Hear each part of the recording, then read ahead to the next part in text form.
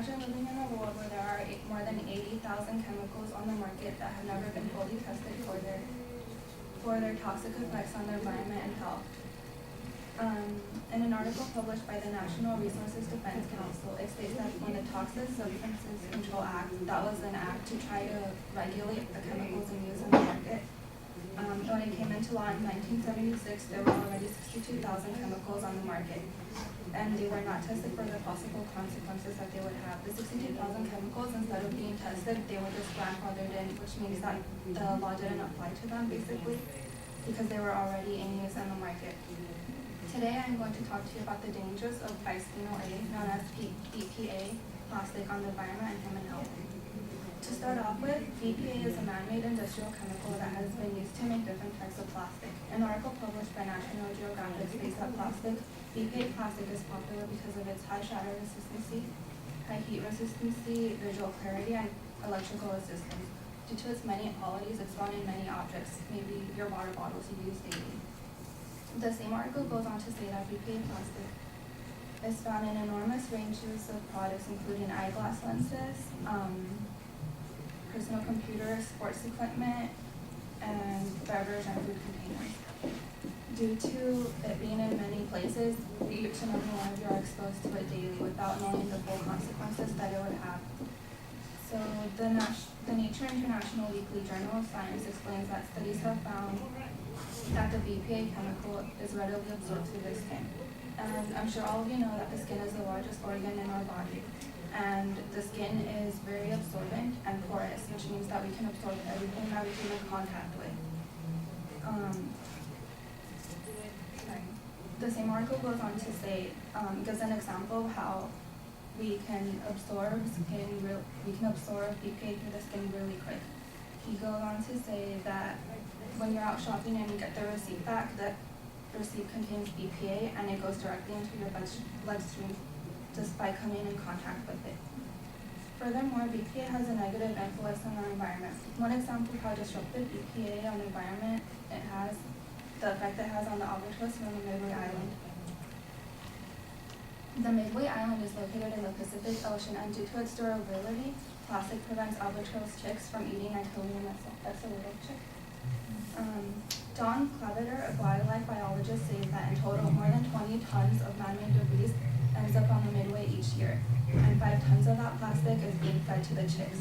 So the chicks, instead of eating fish or squid, they are eating plastics like bottle caps and lighters. And they either die of starvation or ruptured organs. Another way that so these are pictures of plastic albatross, that's what they're literally called.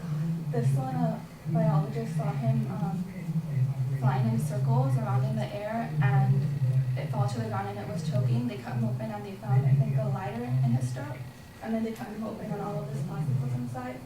And then this one also died from the toxic plastic, but you can see that one, they found it later on, and you can see the bird has decomposed, but all the plastic is still intact. So the plastic does not go anywhere, and we're making it, and it's just affecting everything else. So another example that BPA affects our environment is through the Great Pacific Garbage Patch. I couldn't find a really good picture of it, and I'll talk about it in a little. Okay, so the Great Pacific Garbage Patch, according to the National Geographic, is a collection of floating debris located in the Pacific Ocean. The plastic accumulates because it does not wear down at all. The National Geographic also states that about 70% of the debris actually seeps out to the ocean. That's why it's hard to actually accurately measure how much plastic there really is, but experts claim that from an aerial view, the size ranges from twice as big as Texas to twice as big as the continental US, because the plastic, it breaks down into tinier pieces naked to the human eye, but it's still there. It does not go anywhere. This is a map that shows how it converges. The currents push it into those two areas right there, so it's actually two spots that they meet sometimes. So it's just floating plastic that affects the wildlife and ocean as well, and it is also polluting them. So besides affecting the environment, BPA also has an effect on our health. research shows that the Center for Disease Control found BPA in more than 90% of the urine samples representative of the U.S. population. BPA is proven to be a toxic chemical. I'm sure many of you have heard of BPA, or maybe your parents told you to buy BPA-free water bottles, because now it's come to light that it does cause changes in the human health, and it can cause further health issues. The Huffington Post claims that BPA is a chemical that triggers the release of almost double the insulin actually needed to break down body. That can cause those high levels of insulin can cause your body to desensitize your body to the hormone, which in some people can lead to gain weight and type 2 diabetes.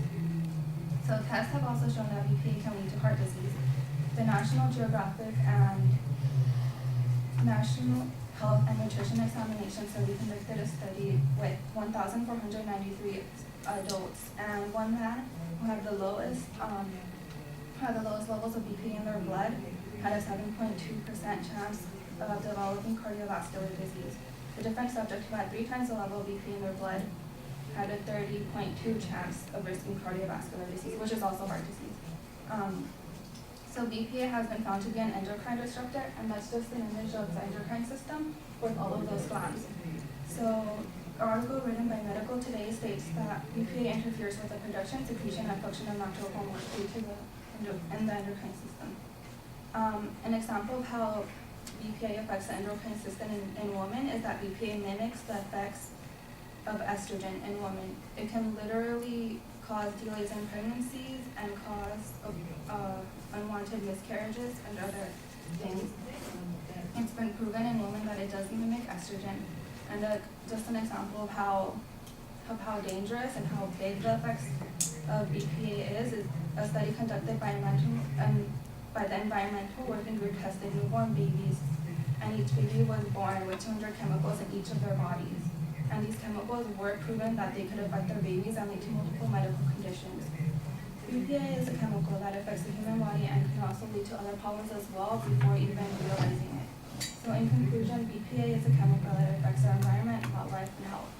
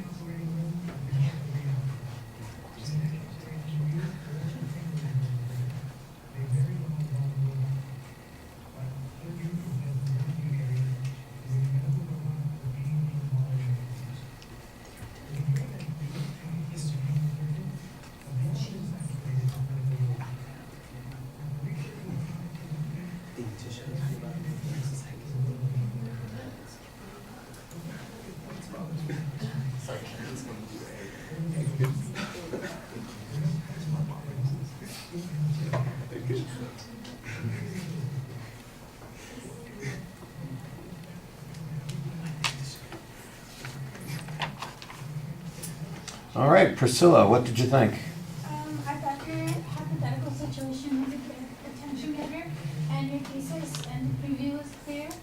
You talked a little fast, but I could catch those transitions. And it was really good how you connected the topic to the audience, like saying like it affects us too. And you cited your information well, but you were talking kind of fast, like I said, and you were just standing behind the podium and leading the whole time. Okay. Mario, I know you're out there somewhere. There you are. I like the kind of rhetorical question you have at the beginning, but I thought that you missed the punchline of the attention device, and that is, you don't have to imagine, you already live in that world. That's the line that should have followed by, your question, and I think it would have made it a little bit more dramatic. I think you did a nice job giving us a justification for listening to the topic in the opening of the speech, talking about this material and how prevalent it is and what the potential dangers are. I thought that that was reasonable. I thought you had a good thesis statement. I didn't, and maybe it's because you were rushing, or maybe it's because of the way it's being delivered, I didn't notice a preview of what was being set up for the speech. And in the body of the speech, I had a very difficult time figuring out how it's all being structured. There's a lot of good information in the speech, but there's a health issue, and then there's an environmental issue, and then there's another health issue, and then it seems like there's some other environmental issue. It just seems like they're, wherever they happen to float in. That was a Great Pacific Garbage Patch joke. Wherever they happen to float in during the speech is where they landed, and I think you needed to have a little more control over that. I thought though that a couple of visuals were really good. Explaining the garbage patch, I thought you had a good image for us to see. You had the visuals about the animals, and you had the map. I thought that worked pretty well. The stuff on the health issues, not always as consistent. That endocrine system thing, the picture that you had up there, you never really talk about it. It's just got a whole bunch of words on it, and it's kind of like background wallpaper instead of something that you're integrating into speech. So it kind of goes back and forth. I think you do a lot of things well, and some other things you just get going through, and you need to kind of pick and choose and say, what is it that I really want to talk about here, and then structure that a little bit more. Delivery is only a small part of this particular evaluation, but you want to watch out for the next go round. And so I'm going to mention just a couple of things. The speed at which you're talking is a little bit of an issue, but the bigger issue for me is it's the rate. It's all continuous, and it feels like there's not any distinct point. There's not a pause to emphasize an idea. There's not any change in inflection. It's not exactly a monotone, but it is a mono kind of pace that you've got going on, and the rhythm of it is just continuous and that sort of thing. And as a result, it sounds a lot more flat than it ought to. I think you're going to have to work on emphasizing some points. And you've got a quiet voice anyway. You've got a soft voice, and so if you're going to pull the audience in, you're going to have to work on that a little bit more. That doesn't necessarily mean that you have to shout, but it does mean you're going to have to do some other things to get us to kind of listen to you more. All right, thank you.